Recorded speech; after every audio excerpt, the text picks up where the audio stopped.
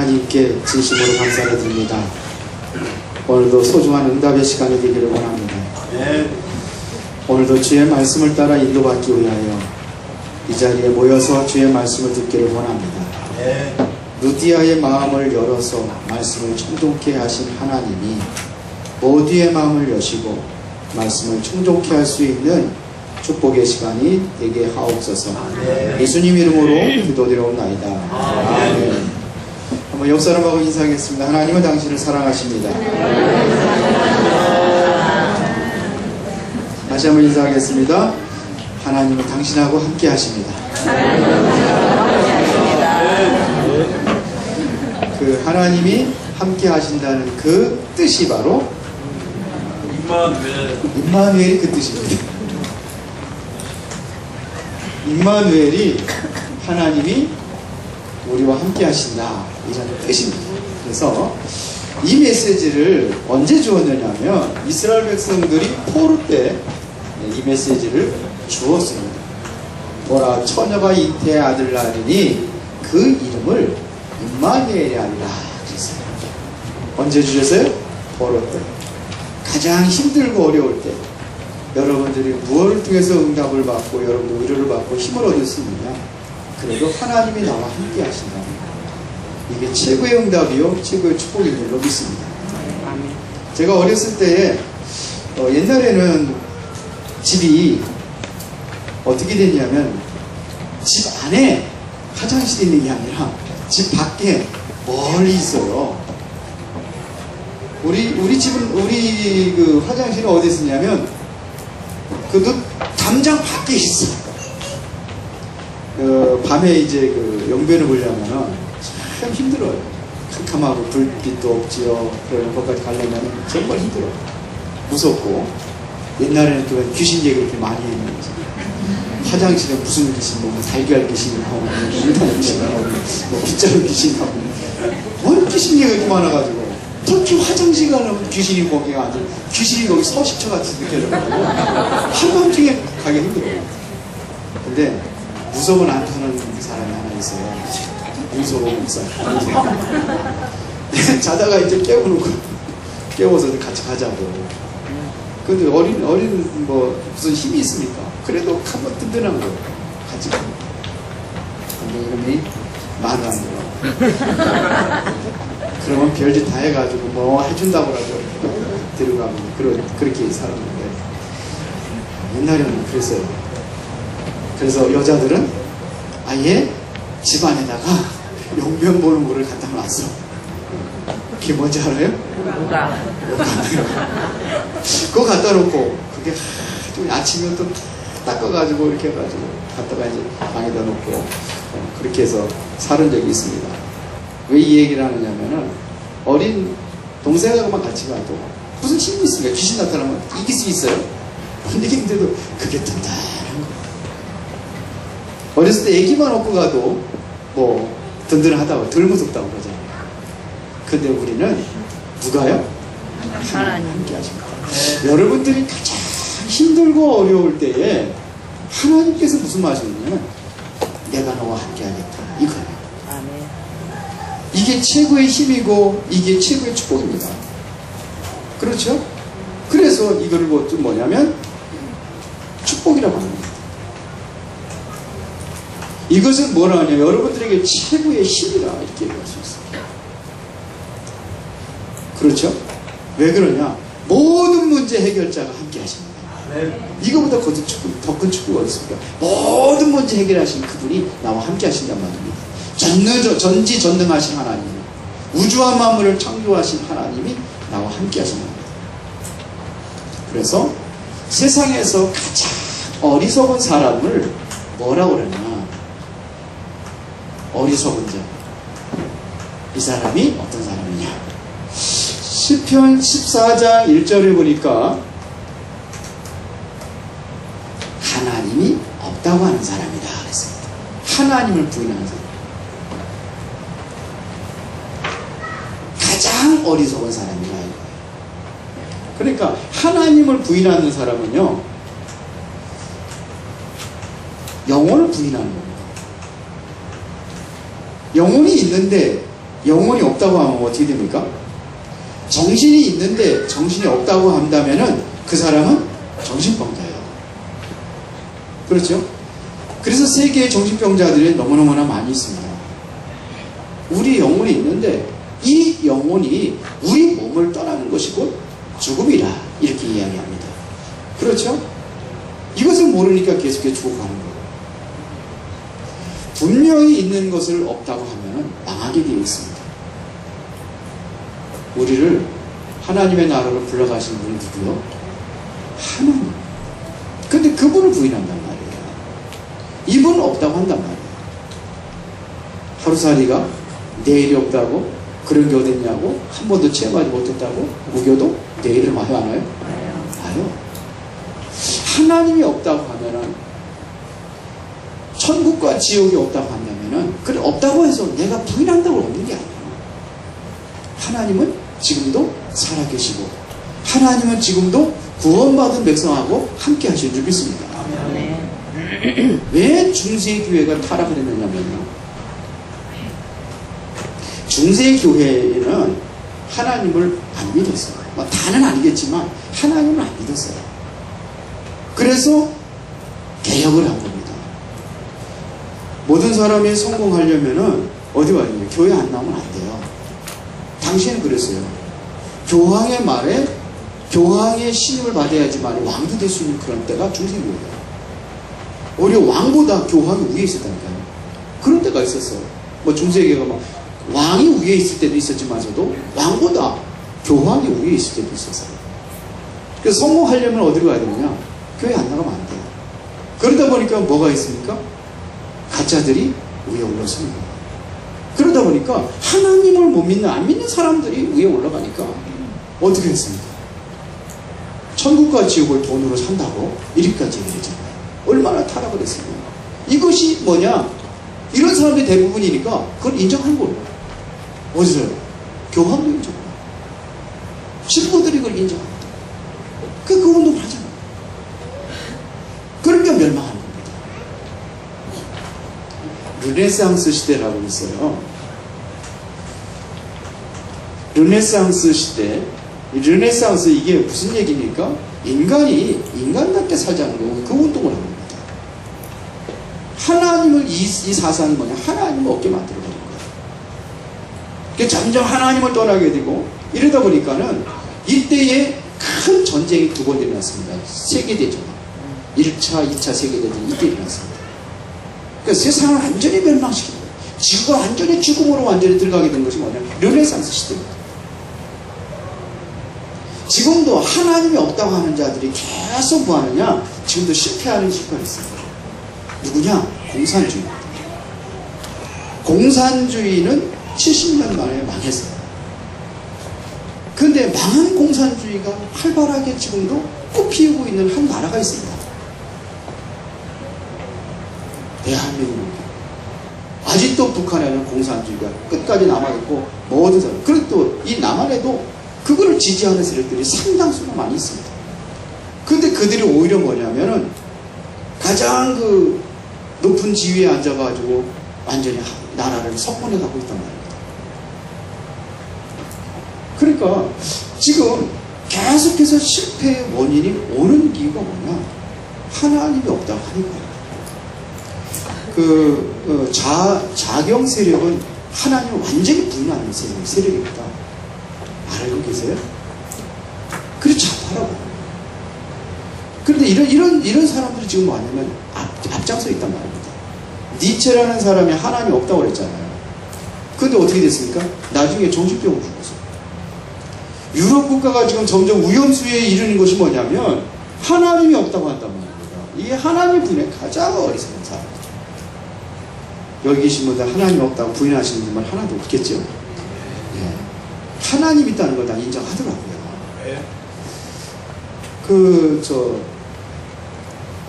우리 형국이 할아버지, 제가 지난주에 가서 복음을 전해서 예수 영접시켰거든요. 첫 번째 제가 묻는 하나님이 살아계신 것을 믿습니까? 믿는데 하나님이 살아계신 걸 인정한대요. 근데 교회는 한 번도 나간 적이 없는데 하나님의 살아계심을 인정한대. 그러니까 하나님을 만나야 될 거 아니에요. 하나님 만나는 길을 설명해 줬어요. 그 예수님을 영접을 했어요. 예수님 영접하고 마지막에 하나님 어디 계시냐고 했더니 이제 내 마음에 있다고 가지고 고백을 했어요. 처음에는 하나님 어디에 선뜻 뭐 천국에 있다고 이렇게 하늘나라에 있다고 계시다고 그러더라고요. 그걸 하나님 인정하고 있다는 겁니다. 그렇게 믿고 있는 겁니다. 그런데 예수를 영접했으니까 내 마음에 들어오시고 그렇게 고백을 했으면 어디 있겠냐 했더니 내 마음에 있어요. 이게 임마누엘이에요. 그런데 어리석은 사람들은 이거 전혀 부인합니다. 하나님이 어디 있느냐 이렇게 얘기합니다. 우리 큰형님이 하나님을 절대 부인했던 사람이에요. 무신론자입니다. 신이 어디 있느냐 이렇게 완강하게 부인했는데 결국은 암이 들어가가지고 죽기 3개월 전에 예수 영접을 하셨어요. 다행히도 구원받고 하셨죠. 그 마지막 유언이 뭐냐면 내가 진작에 하나님을 믿었더라면 내가 이 암병이 걸려서 죽지 않았을 텐데 그런 거예요. 그리고 유언이 뭐냐면 너희들이라도 하나님을 잘 믿어라. 이게 유언이 있어요. 그래서 우리 온 가족 형제들은 다 100% 예수님을 믿습니다. 하나님을 믿습니다. 오히려 우리 큰 형님이 하나의 미라를 믿는 기도였죠. 물론 그 이전에 우리 둘째 형님이 예수 믿었고 우리 또 윤석기 장로님께서 예수를 믿으셨어요. 그 이전에 믿고 있었지만 그분들의 또 기도가 또 있었는지도 모르겠죠. 그 응답일 것입니다. 자, 그러니까 마지막에는 이렇게 실패를 하는 거예요. 얻어맞고 정신 차리려고 하지 말고 얻어맞기 전에 정신 차려야 돼요. 아멘. 그렇죠? 아멘. 그러면 왜 임마누엘 인간의 가장 축복인가? 이게 가장 하나님께 주신 축복이거든요. 축복 중에 축복이 뭐냐? 임마누엘입니다. 왜 그러나요? 임마누엘의 뜻 자체가 뭐냐면 이게 하나님이 함께 하시기 때문에 하나님이 함께 하는 게 이게 최고의 축복이다 이런 얘기입니다. 임마누엘의 뜻이 그러니까요. 우리 인간은 함께 할 수 없는 하나님과 함께 할 수 없는 존재예요. 하나님과 전혀 함께 할 수 없는 그 인간이란 말입니다. 그게 뭐냐? 왜 그렇습니까? 우리 인간에게는 죄가 있어요. 죄인하고 하나님과 절대 함께 할 수 없어요. 빛하고 어둠하고는 함께 공존할 수가 없습니다. 그렇죠? 함께 할 수가 없어요. 왜? 죄인이기 때문에. 하나님 거룩하신 분인데요. 우리는 결국은 죄를 져가지고 완전히 이 지옥의 권세에서 우리는 빠져나올 수가 없습니다. 하나님과 함께 없습니다. 지옥 권세에서 여기서 해방받을 수가 없어요. 왜? 죄 때문에. 저주에서 빠져나올 수 길이 없어요. 결국은 우리가 이 사단한테 완전히 장악을 해가지고 이거에 지금 이 굴레에서 빠져나오지 못하는 겁니다. 그런데 우리 이 문제를 완전히 해결받은 사람이 하나님과 함께 하는 거예요. 이 문제가 어떻게 우리가 해결받았습니까? 어떻게 해결받았습니까? 그래서 보라 처녀가 잉타의 아들 낳는 그 이름을 임마누엘이라. 왜 처녀의 몸에서 와야 되느냐? 우리를 여기서 구원하기 위해서는 아담의 혈통이 되면 안 돼요. 죄의 혈통이 되면 절대로 안 된단 말입니다. 그래서 처녀의 몸으로 와야 돼요. 죄의 몸으로는 안 돼요. 그래서 동정녀로 탄생을 하셔야 되는 거예요. 여기서 구원할 수 있는 분은 하나님이셔야 되기 때문에 그래서 성령으로 잉태를 하신 겁니다. 하나님의 영으로 잉태하신 겁니다. 하나님의 영이 마리아의 몸을 통해서 이 땅에 오신 겁니다. 마리아는 선택받은 사람이에요. 마리아는 절대로 하나님이 될 수가 없어요. 천주교 교리에는 마리아도 하나님이라고 합니다. 하나님을 낳은 분이기 때문에 하나님이라는 거예요. 그렇습니까? 아니요.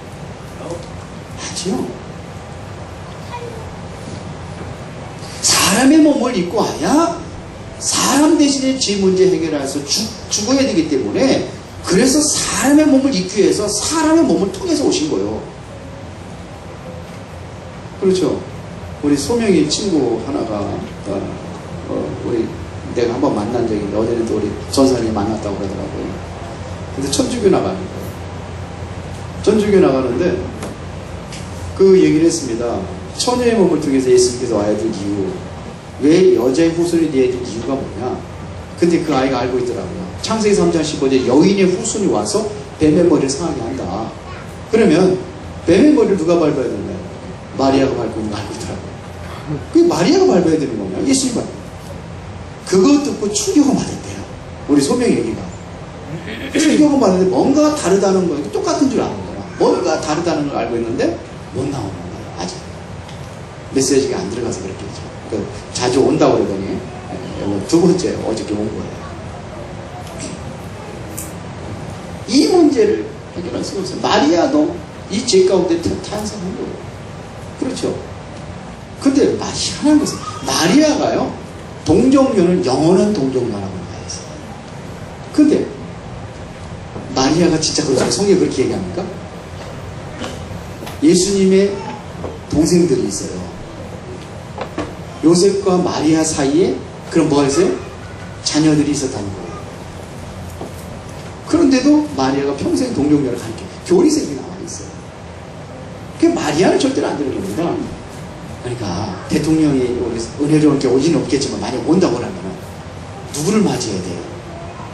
대통령이 타고 다니는 차 보통 차 아니잖아요. 예? 그러니까 차 멋있다고 그래. 차 좋다고 그래. 차 쓰다 주면 되겠어요? 예? 그 미친 사람이지. 아유, 차는 상관없어. 차는 뭐 티코를 타고 가도 괜찮아. 중요한 것은 뭐예요? 대통령이 우리 교회 왔으니 대통령을 맞이하는 게 중요한 거죠. 그분을 환영하고 맞이해야 되는 거죠. 차가 좀 그러고 대통령을 전하죠. 그럼 안 되잖아. 천주가 그런 식이야. 이 죄 문제를 해결해야 돼요. 지옥 권세에서 완전히 빠져나와야 돼요. 이 사단의 전에서 완전히 빠져나와야 돼요. 운명에서. 그래서 처녀의 몸을 통해서 임만하기 위해서는 십자가에 못 박혀 죽으셔서 죄 문제 해결하시고, 이 사단의 권세 완전히 부활을 깨뜨려버리고 지옥 권세 깨뜨려버렸단 말입니다. 그래서 하나님과 함께 할 수 있는 임마누엘의 축복 속에 우리가 들어가는 겁니다. 이것이요 최고의 능력입니다. 왜요? 우주와 만물을 창조하신 창조주가 나와 함께 하십니다. 이거보다 더 큰 능력이 어디 있겠습니까? 혼란스럽고 지금 세상에 완전히 사단의 장악이 되는 것 같은 그러한 세상에 우리가 살고 있지만, 이길 수 있는 능력과 권능이 임마누엘 속에 있다는 겁니다. 두려워할 것 없어요. 하나님 나와 함께 하시면 돼요. 그렇죠. 지금 세상의 영장이 굉장히 혼란스럽고, 이제는 뭐냐, 우리가 포기해야 되지 않겠느냐, 이런 소리가 나오는데 하나님께서 하시면 됩니다. 그렇죠. 하나님께서 함께 하시면 됩니다. 임마누엘을 누리고 있다면은 뭐냐, 모든 문제와 모든 사건이 뭐가 되느냐, 이게 축복이 되는 것입니다. 모든 문제와 사건이 뭐가 돼요? 축복이 됩니다. 그러니까 문제가 오고 사건이 와도 두려워하지 않는 겁니다. 요셉이요, 창세기 39장에 보면 노예를 팔려갔어요. 애굽에 노예를 팔려갔어요.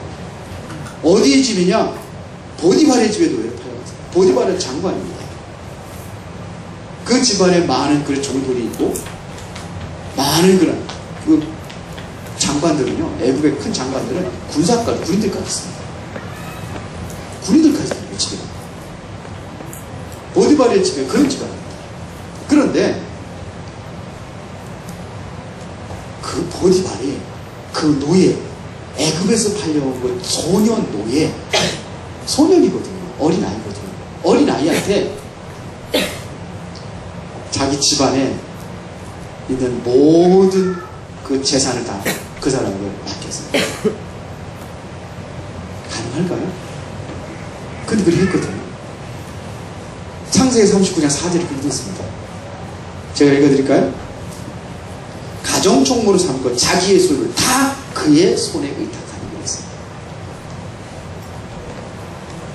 여러분들 가지고 있는 통장하고 도장하고 집안에 있는 거, 땅 문석, 집 문석까지 다 뭐냐, 요셉에게 다 줘버렸어.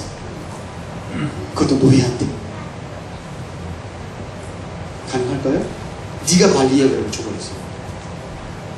했다니까요. 요셉이 그걸 받았다니까요. 창세기 39장 22절에 보니까 이제는 억울한 누명을 쓰고 감옥에 들어갔을 때에 간수장이 옥중 제수를 다 요셉의 손에 맡김으로 그 재반 사무를 요셉이 처리하고 그랬어요. 아니, 감옥에 들어간 거 왜 들어갔어요? 죄인으로 들어간 거요. 그러면 죄인은 어디 앉아 있어야 됩니까? 지금 철창 안에 지금 갇혀서 앉아 있어야 되는 거요. 그리고 이건 노예 신부들이기 때문에 좋은 방 주는 것도 아니야. 아주 그냥 아주 천한 못된 방. 그래서 좀 고급 관리라면 좀 좋은 방 줄 텐데 거기에 죄수로 거기 들어가 있어야 되는 거예요. 그런데 완전 자유인이라. 그러니까 모든 그 죄수들이 갇혀 있는 그 자물통에 열쇠 꾸러미를 누가 가지고 있냐? 요셉이 가지고 있었던 거예요. 간수장이 관리를 해야 되는데 모든 죄수의 열쇠 꾸러미를 누가 하냐? 요셉이 가지고 있었어요. 가능할까요? 아니, 창세기 39장 21절에 돼 있다니까요. 그거보다 더 충격적인 거. 창세기 41장 40절에 보면은, 감옥에 있는 죄수한테 바로 왕이 뭘 맡기냐? 나라를 줘버렸어요. 죄수한테는. 가능한가요? 그런데 그때마다 나오는 게 있어요. 창세기 39장을 보니까 여호와께서 요셉과 함께 하시고 그가 형통한 자가 되어 보디발이 여호와께서 요셉과 함께 하심을 보았더라 그랬어요. 모든 죄수의 열쇠 꾸러미를 요셉이 지게 된 배경이 뭐냐? 그가 뭐냐? 하나님이 그와 함께 했다는 것을 거기 나와 있어요. 기가 막히죠. 창세기 41장 40절에 보니까 바로 왕이 이렇게 38절에 이와 같이 하나님의 신에 감동된 사람을 우리가 어찌 얻으리요? 그러면서 뭐라냐? 너는 내 집을 다스려 내 백성이 다 내 명령에 복종하리니 내가 너보다 높은 곳은 내 왕자뿐이니라 그랬어요. 그러니까 모든 것을 통치할 수 있는 권리를 누가 하냐? 왕이 가지고 있었는데 왕이 그 통치권을 내가 너에게 줬던 거예요. 보좌 자리만 앉아있고 왕은 노는 거예요. 쉽게 말하면 아무것도 안 하는 거예요. 요셉이 그냥 하는, 요셉이 명령에 따라 왕까지 올라갈 것도 없어요. 다 요셉이 다 처리해요. 나라의 일을. 누가요? 죄수를 못다 치는 거예요. 가능할까요? 오늘 한번 여러분 이 대한민국에 그런 사람들, 감옥에 있는 사람 끌리지만 했다가 갑자기 가서 나무로 세운다. 아니면 총기를 세운다. 난리 나죠? 야당이 가만히 있겠습니까? 난리 나죠. 절대 되지 않죠. 우리는 지금 공청회 하고 난리 나요. 그런데 얘기했어요. 그 비밀이 뭐예요? 이와 같이 하나님의 신에 감동된 사람을 우리가 어찌 여리지? 그게 임마누엘입니다. 맞아요? 하나도 감동되면 안 돼. 남의 나라 얘기요. 남의 사람 얘기요. 문제와 사건이 뭐가 됐냐? 요셉에게는 처음 일어났습니다. 맞습니까? 이게 임마누엘이에요. 임마누엘은 인간의 근본입니다. 인간의 근본이 임마누엘입니다. 다시 말하면 하나님과 함께 사는 것이 인간의 근본입니다. 이게 창세기 1장 27절 28절입니다. 이게 인간의 근본입니다. 하나님과 우리와 함께 하시는 겁니다. 우리의 뿌리가 어디냐? 근본이냐? 뿌리가 어디 있냐? 하나님입니다. 그래서 시편 기자는 시냇가에 심은 나무가 시절을 쫓아 과실을 맺으며 그 잎사귀가 마르지 아니함 같으니 그 행사가 다 어떻게 하리라? 형통하리라. 뿌리가 죽으면요 태양빛이 그냥 쬐인다. 태양빛이 필요하잖아요. 근데 태양빛이 쬐인다. 그러면 말라 죽어요. 그렇죠. 요거 갖다가 뿌리가 죽어 있는 거 갖다가 물을 준다. 어떻게 돼요? 썩어. 살아 있어야지만이 태양빛이 영향이 되고 물이 영향이 되는 거지. 그렇지 않으면 그게 오히려 안 좋게 되는 겁니다. 쉽게 말하면 임마누엘의 축복을 모르면 우리가 받은 축복이 그게 손해가 된다. 임마누엘의 축복을 누리지 못한다고 한다면 여러분들이 가지고 있는 돈이 여러분들에게 뭐가 됐어요? 저주가 될 수도 있는 거예요. 요즘 사람들의 좋아하는 권력이 오히려 그에게 저주가 될 수 있어요. 임마누엘을 모르면. 임마누엘을 아는 사람이 권력을 가져야 되고 임마누엘을 아는 사람이 이 경제적인 축복도 누려야 된다는 얘기입니다. 근데 그게 안 되면 안 돼요. 인간의 근본은 임마누엘의 하나님을 뭐 하는 거냐? 경외하는 것입니다. 잠언서 1장 7절에 보니까 이렇게 되어 있습니다.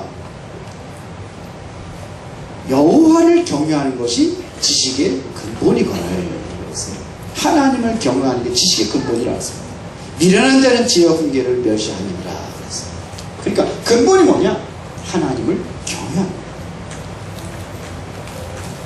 성경에 보면은 이사야서 43장 7절에 보니까 내 이름으로 일컫는 자 내가 내 영광으로 해서 창조한 자를 오게 하라. 하나의 영광으로 창조된 자들입니다. 이사야서 43장 21절에 보니까 이 백성은 내가 나를 위치하나니 그랬습니다. 왜요? 나의 찬송을 부르게 하려니라. 하나님께 영광을 드립니다. 이게 근본이요. 하나님과 함께 하면서 우리는 하나님을 경외하고 하나님의 영광을 위해서 살아가는 존재다. 이게 근본입니다. 임마누엘을 누린다는 것은 하나님과 함께 하는 겁니다. 이게 누리는 겁니다. 하나님을 경외하는 게 누리는 겁니다. 하나님을 찬양하고 하나님께 영광 돌리는 게 이게 누리는 겁니다. 예배를 통해서 하나님께 찬양하고 영광 돌리는 겁니다. 이게 예배가 중요한 겁니다. 이러니까 이스라엘 백성들이 끊임없이 왜 재앙이 왔느냐 이겁니다. 인간의 근본을 떠나니까 어떻게 되었는지 성경에서 말하고 있습니다. 창세기 3장에 인간의 근본을 떠나는 이게 완전히 내 중심이 되어버려요. 그래서 그거로 우리 인간의 모든 문제가 왔단 말이에요. 창세기 6장에 하나님께서 진노해가지고 창세기 3장에만 그래도 언약을 주고 다시 회복할 걸 약속을 했는데 창세기 6장에는 도저히 안 되겠다 진노해가지고 뭐냐 물도 완전히 심판해버렸어요. 그 배경이 뭐냐 이거야. 완전히 세상에 빠져 살게 됐어요. 세상 중심. 자기 좋은 대로 이렇게 했습니다. 자기 좋은 대로 여자를 취하고 그래요. 어저께 동성애 축제를 했어요. 서울시청 앞 광장에서. 한쪽에서는 그거를 반대하는 집회를 기독교인들이 모여서 했습니다. 그래서 어저께 뉴스에 나오더라고요. 뉴스에 나오는데 동성애를 옹호하는 그러한 뉴스가 나오고 있어요. 작년만 해도 동성애를 옹호하는 자 17%인데 지금은 1년 만에 20몇 프로 늘었기 때문에 이제 앞으로 다시 한번 우리가 생각을 하고 법도 바꾸고 이런 거를 해야 되지 않겠느냐 이런 뉴스가 나왔어요. 그러니까 시대의 흐름을 많은 사람의 흐름을 따라가는 거예요. 점점 그게 된다는 거예요. 그때 갔다 오신 분들의 이야기를 제가 들어봤어요. 거기서 실제로 큐어 축제 하는 데를 가보고 그 집회 현장을 가보고 그런데 한쪽에서는 소리만 꽥꽥 지르고 사람들이 그냥 기독교인들이 막 반대하면서 그냥 막 죽일 놈 살면 죄인이고 뭐지고 막 그러는데 그들은 전혀 거기에 동조하지 않아요. 즐거운 표정으로 축제에 참여하고 있다는 거예요. 그렇게 오히려 뭐냐면 기독교가 혐오 종교가 되어버립니다. 많은 사람들은 보면 시끄러운 게 뭐냐 기독교가 왜 저러지? 저 미친 것들 아니야? 이렇게 됩니다. 그런 식으로 야유를 보내더래요. 거기 동성애 축제에는 어떤 그 젊은 부모님들이 꼬마 아이들을 데리고 왔더래요. 까마 아이들을 데리고 왔는데 아이들은 어머니 이런 자리를 어떻게 애들을 들어가냐니까 세상에는 다양성을 가르치기 위해서 이런 사람도 있다 하는 걸 가르쳐주기 위해서 데려가요. 거기 보니까 그림 그 사진집 쫙 보내고 보니까는 아주 그냥 아주 더럽고 치고 구역질 나는 그런 것도 나오고 그런데 여자애들이 거의 막 홀딱 본다시피 해가지고 그렇게 하고 무슨 바닷가에 참 근데 어떤 거는 완전히 그냥 젖가슴을 완전히 훌렁 다 내놓고 이러고 저를 저렇게 하는 것도 다양성인가 생각이 들는 거죠. 안타깝다는 생각이 듭니다. 그래서 우리가 좀 바꿔야 되지 않겠는가. 저들은 환자인데 가서 병원에 가가지고 암에 걸린 이런 사람도 있다. 암에 걸리고 이런 사람도 있다. 이게 다양성이니까 병이가 고쳐줘야 될 거 아니에요. 그럼 병 그거 가지고 같이 살아야 됩니까? 그렇게? 그래야 되느냐고요. 근데 이게 뭐냐면 성적인 타락이에요. 동성애가 아니라 동성욕이에요. 욕좀 이따가 좀 우상숭배 할 적에 좀 얘기를 하겠습니다. 이따 오후 예배 때. 그때 좀 얘기 좀 해보겠습니다. 왜 동성애를 성경에서 반대하고 있는지, 왜 보호하는지. 근데 그들의 목소리가 몇 사람 안 되는데 그들의 목소리가 더 커요. 자연스럽게. 목소리가 크다는 것은 이 목청 목소리가 아니요. 왜 그러냐? 위에 높으신 분들이 그 사상과 생각을 가지고 있기 때문에 시장이 그런 생각을 가지고 그거를 허락했기 때문에 기독교인들은 그냥 가서 그냥 몸으로 해서는 안 되지 않겠는가. 저들도 환자이기 때문에 우리가 좀 너그럽게 하면서 우리가 저들에게 그런 생각이 들어요. 아예 그 안에다 부수를 차려가지고 이제 치유 상담하는 거를 하면 어떻게 합니까? 안 오겠지만서도 그래도 하여튼 그렇습니다. 이렇습니다. 자, 근본을 떠나가고 있어요. 이게 뭐냐? 창세기 3장, 창세기 6장, 창세기 10장 성공시대로 달려가고 있습니다. 가게 되어 있어요. 세상이. 보세요. 소돔과 고모라 상이 멸망되기 전에 롯의 집에 누가 찾아갑니까? 천사가 찾아가잖아요. 천사가 찾아가는데 좀 희한한 사람이 온 거라 일반 보통 사람과 달라 보니까 그러니까 사람들이 그 사람한테 쫓아간 거예요. 롯의 집에 들어가니까 롯의 집까지 가가지고 문을 두드린 겁니다. 여기 지금 한 사람들이 들어왔는데 그 사람들을 우리에게 내어달라는 겁니다. 왜요? 우리가 상관하겠다는 겁니다. 이게 또 성적인 타락이에요. 얼마나 그 롯의 시대에 부패하고 타락을 했는지. 롯이 시대를 따라가는 사람이라. 그래서 뭐라고 합니까? 우리 집에 들어온 이 사람은 너희들에게 내줄 수 없다. 타협을 하는 거예요. 너희들은 내줄 수 없다.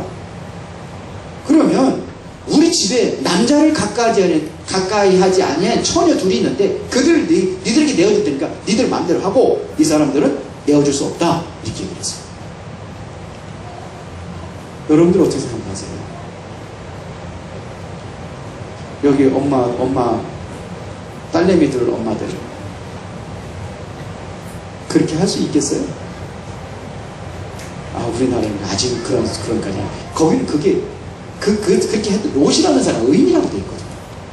의인의 입에서 그렇게까지 나올 정도라면은 얼마나 부패하고 타락했는지 세상에. 그러니까 불로 심판해버린 거예요. 뭔지 이해가 되십니까? 폼페이가 왜 멸망당했습니까? 그렇게 타락하는 거예요. 성적인 타락. 하나님께서 가장 싫어하는 게 그건데 그렇게 하고 있단 말입니다. 이걸 뭐냐? 성령이 분리듯하고 있다고 해서 분리듯하고. 남자와 더불어 여자와 더불어 순리들을 쓸 거 순리들을 쓰지 아니고 영리들을 써가지고 로마서 1장에 26절 27절 그거 나오는 거 아닙니까? 그래서 상당한 보험을 내리느니라. 그들은 H병이 그들 얘기가 뭐라고 그러냐면 이것은 동성애 때문에 오는 게 아니라는 거예요. 의사들은 전부 다 동성애 때문에 오는 거라고 그랬는데 완전히 그러니까 그들의 소리에 다 가려져 버린 거예요. 우리 집사람이 이야기를 하더라고요. 어떤 아이가 5살짜리가 있는데 부부가 친하대요. 그러니까 어디 언니 동생 하면서 아주 친한 사이가 있대요. 같이 그냥 형제처럼 이렇게 산대요. 근데 뭐 훈련인지 어디 간다고 그래가지고 5살짜리를 거기다 맡긴 거야. 언니네 집에다. 그러고서 이제 갔다 왔는데 이 아이가 이상한 애들 얘기를 해요. 엄마, 형아가 나에게 똥침했다? 그러더래요. 그 똥침하고 우리 장난하고 하는 거 있잖아. 그건 줄 알고. 그래서 근데 애가 행동이 이상하더래. 그래서 알고 봤더니 그 형이 17살짜리가 건드린 거예요. 항문에다가. 항문 섹스를 한 거지. 이게 오늘의 현실입니다. 심각합니다. 그래서 우리 아이들 성교육 제대로 해야되겠다 이런 생각을 해봅니다. 그런데 어른들도 몰라요. 이게 왜 잘못된 게 문제인지 전혀 몰라. 그럼 모르니까 그렇게 가서 거기 동생이 축제 하는 데 가가지고 애들 데리고 가가지고 하고 그냥 다양성을 보여준다. 아니면 그렇게 하겠습니까? 창세기 입장에 네피림 시대에 사단의 역사예요. 사단이 완전히 그렇게 하고 있단 말입니다. 이게 문제입니다. 그러니까 여기에 이 근본을 떠나니까 계속해서 재앙이 오는 게 이스라엘 백성들의 재앙 아닙니까? 노예가 되고 포로가 되고 로마의 속국이 되고 그뿐 아닙니까? 그뿐 아니에요. 예수님을 십자가 못 박혀 죽일 때 유대인들이 어떡합니까? 빌라도가 우리는 죄가 없다 그럴 적에 그래 그의 피해값을 우리와 우리 자손에 돌려라. 완전히 AD 70년에 완전히 멸망돼가지고 약 1800년 동안 나라 없이 전 세계로 흩어지고 완전히 죽임을 당하고 학살당하고 이게 이스라엘의 역사예요. 왜 그렇습니까? 하나님은 뭐예요? 인간의 근본을 떠나버리니까 그렇게 돼버린 겁니다. 하나님의 능력을 체험했던 이스라엘 백성들이 이 사실을 하나님 믿지 않고 우상 숭배의 결과란 말입니다. 지금도 이 사실을 믿지 못하고 있는 교회와 성도들의 현실은 사단이 모든 축복을 빼앗아가고 있다는 사실을 우리는 기억해야 됩니다. 안희숙 여사가 암병이 들어서 죽게 생겼어요. 목사님 사모님이시잖아요. 근데 그 수술을 해요. 그들은 뭐라 하냐면 난 수술하지 않겠다. 내가 살면 얼마나 산다고 수술하냐. 죽으면 천국 가는데 뭐가 염려가 되냐. 하나님이 나와 함께 하시고 뭐가 염려가 되냐. 수술 안 했어요. 근데 나았대요. 왜? 하나님 그 고백 하나님이 나와 함께 하는데 암이 걸렸으면 어떻고 어떠면 어떠냐. 그래서 여러분들이 잃어버린 임마누엘을 회복하기 위해서 마태복음 1장 23절에 예수 그리스도가 이 땅에 오신 겁니다. 그렇죠. 약속이에요. 언약대로. 그러면 우리가 시간이 많이 가는데 왜 우리가 하나님이 우리에게 임마누엘 해야 될 이유가 뭐냐 이거. 임마누엘로 오셔야 될 이유가 뭐냐. 이사야 전체에서 가장 핵심적인 단어가 임마누엘이라고 한다면은 이사야 전체를 통해 가지고서 우리가 봐야 될 것이 있어요. 그게 뭐냐? 이사야 6장 13절입니다. 그릇토기를 세워라. 우리의 자녀들과 후대가 마냥 망하지 않도록 복음을 전해야 될 줄 믿습니다. 우리가 바로 일깨워줘야 됩니다. 우리 렘넌트들이 큰 공격을 당하지 않도록 우리가 뭐냐? 임마누엘의 비밀을 가르쳐줘야 됩니다. 이게 뭐예요? 7장 14절. 이사야 7장 14절. 여러분들이 정말로 뭐를 해야 되느냐? 이사야 40장의 얘기가 뭡니까? 이게 뭐예요? 말씀을 동편하는 거 아닙니까? 말씀은 뭐냐면 변하지 않는다는 거 아닙니까? 풀은 마르고 꽃은 시들라. 여호와의 말씀 명명히 설명하라. 영원한 말씀을 붙잡도록 해야 된다는 거예요. 이사야 43장에 보니까 새 일을 행하고 빛을 발해야 될 뭐가 우리 되냐? 파수꾼의 사명을 감당하라. 일을 행하라. 깃발을 들어요. 길을 들어요. 만민에게 살릴 수 있는 길을 들어요. 그 사명을 감당해 하나님 우리와 함께 하십니다. 이유가 있어요. 그렇죠? 이 축복 속에 여러분들이 승리하시기를 진심으로 축원합니다. 아멘. 보라 처녀가 잉태 아들 낳으리 그 이름이 임마누엘이 아니라 하나님이 나와 함께 하십니다. 이것을 누리는 기도로 여러분들이 최고의 임마누엘 축복을 누리고 승리하시기를 예수의 이름으로 축원합니다. 살아계신 하나님 아버지 감사합니다. 은혜와 축복 속에 있게 하여 주시고 성령의 인도받는 자리에 있게 하여 주시고 이제 하나님께서 우리에게 임마누엘의 분명한 이유를 알고 그루터기를 세우고 진정으로 말씀 운동을 펴서 새 일을 행하신 하나님 역사를 우리가 보게 하시고 빛을 발하는 길을 들게 하여 주옵소서. 예수 그리스도 이름으로 기도드립니다.